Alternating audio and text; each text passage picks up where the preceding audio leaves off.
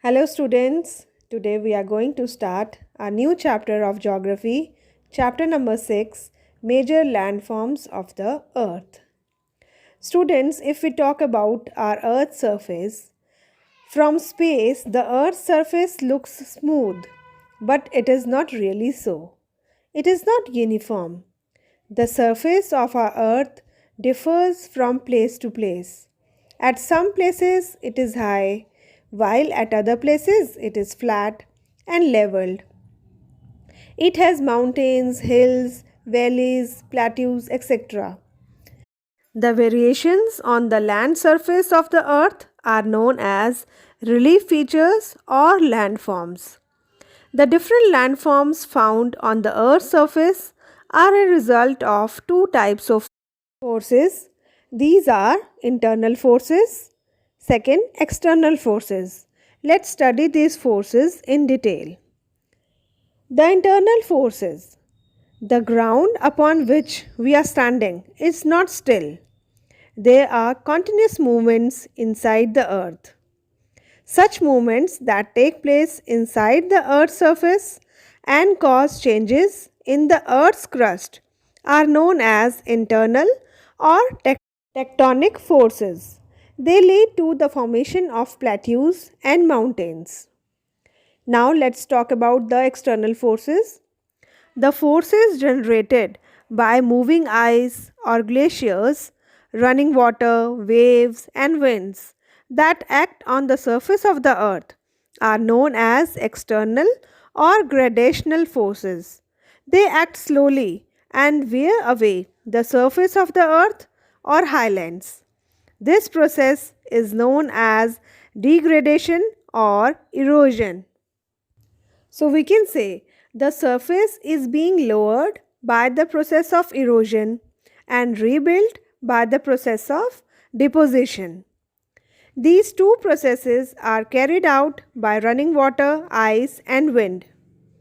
So, till now, you might have understood that the landforms of the Earth's surface are formed as a result of external and internal forces of the Earth. Now, these landforms are divided into three categories depending on elevation and slope. These categories are mountains, plateaus, and plains. Now, let's discuss these categories in detail. First is mountains. Mountains are huge masses of land that rise to great heights of more than 900 meter in comparison to their surrounding areas. The mountain's top is known as peak. A peak may be pointed or rounded depending upon the age of the mountain. In some mountains, there are permanently frozen rivers of ice. They are called glaciers. And there are some mountains which are found under the sea. For example, Mauna Kea is an undersea mountain which is found in the Pacific Ocean, whose height is 10,205 meter. Now, most of the mountains are in the form of mountain ranges. A mountain range is a system of mountains, hills, and valleys arranged in a line stretching over hundreds of kilometers. For example, the Himalayas, the Alps, and the Andes are mountain ranges of Asia, Europe, and South America, respectively. The mountains vary in their heights and shape. On the basis of origin, the mountains are of three types: fold mountains, block mountains, and volcanic mountains. Let's study first of all fold mountains. These are caused by a collision between plates deep beneath the Earth's surface. The Himalayas of India, the Rockies of North America, and the Andes of South America are fold mountains. They are also called young fold mountains because geologically they have been formed recently. While the Aravallis, the Appalachians, the Ural are old fold mountains. Second is block mountains. These are created when large areas are broken and displaced vertically. The uplifted blocks are termed as horsts and the lowered blocks are called graben. Now let's discuss third category of mountains, that is volcanic mountains.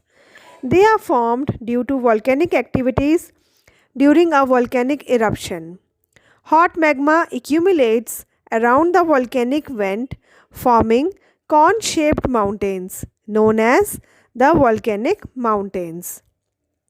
Mount Kilimanjaro in Africa, Mount Fujiyama in Japan are the volcanic mountains. Now let's discuss how these mountains are useful to us. Mountains are very useful natural resources. They are great storehouses of fresh water because various rivers that originate from the glaciers are used for domestic purpose and irrigation. The water from river valleys and terraces are used to produce electricity and for cultivation of crops. The forests in this area provide fuel, fodder, gum, resins, and various medicinal plants. Mountains are the natural barriers against cold and hot winds. They have a rich variety of flora and fauna. We also get various minerals and precious stones from them. The rocks of the mountains are used as building materials. Several sports like paragliding, hang gliding, river rafting, and skiing are popular in the mountains. People visit the mountains for their scenic beauty. Now let's discuss the second landform of the earth, that is plateaus. An elevated area of vast extent rising steeply from the surrounding area but having a flat top is termed as plateau. Plateaus are generally lower than mountains and higher than plains. The height of plateaus often varies from few hundred meters to several thousand meters. Plateaus, just like mountains, may be young or old. The Deccan Plateau in India is one of the oldest plateaus. The East African Plateau in Kenya, Tanzania, and Uganda, and the Western Plateau of Australia are the other examples. The Tibet Plateau in Asia is the highest plateau in the world with a height of 4,000 to 6,000 meters above the sea level, which is also called the roof of the world. Thus, plateaus can be distinguished from the mountains only on the basis of their height.